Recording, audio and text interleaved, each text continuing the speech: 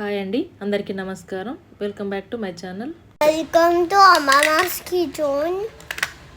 మనం చేసుకున్న ఈ స్పాంజీ బోండాలకి చట్నీ ఎలా తయారు చేసుకోవాలో చూద్దాం. ఇప్పుడు ఈ కమ్మటి బోండాలు ఇలా ఉంచుకొని ఇలా చట్నీలో నంచుకొని తింటే చాలా బాగుంటుంది. ఈ చట్నీ రవ్వ దోశ కూడా చాలా బాగుంటుంది.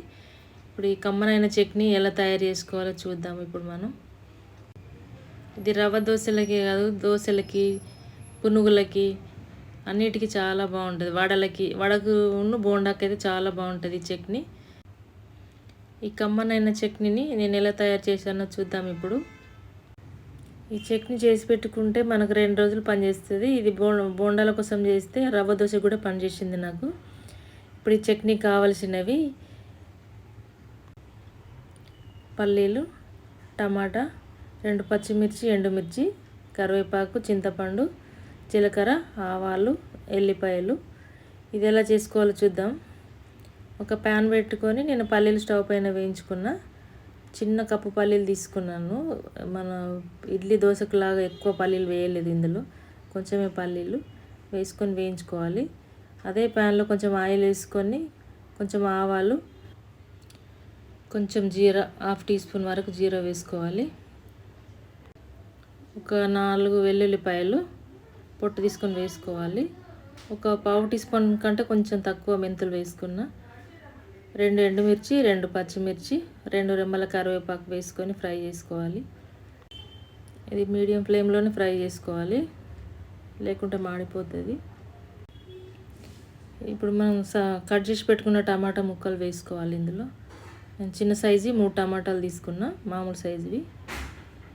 ఇవి కూడా ఆయిల్లో ఫ్రై చేసుకోవాలి. సన్నపు సెగ మీద మగ్గనివ్వాలి. కాసేపు మూత పెట్టుకుంటే మగ్గిపోతాయి. నేను ఒక 1/2 ఇంచు అల్లం ముక్క వేసుకున్నా.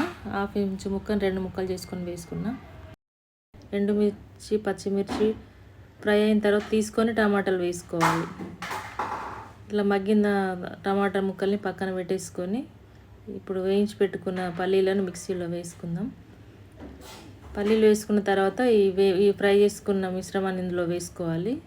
నేను చింతపండు పండుకాయ ఒకటి పొడుగు తీసుకున్నా. ఒక చిన్న ఉసిరికాయ సైజు చింతపండు వేసుకోవాలి. ఈ టమాటా ముక్కలు ఫ్రై చేసుకున్నవి ఇందులోనే వేసుకోవాలి.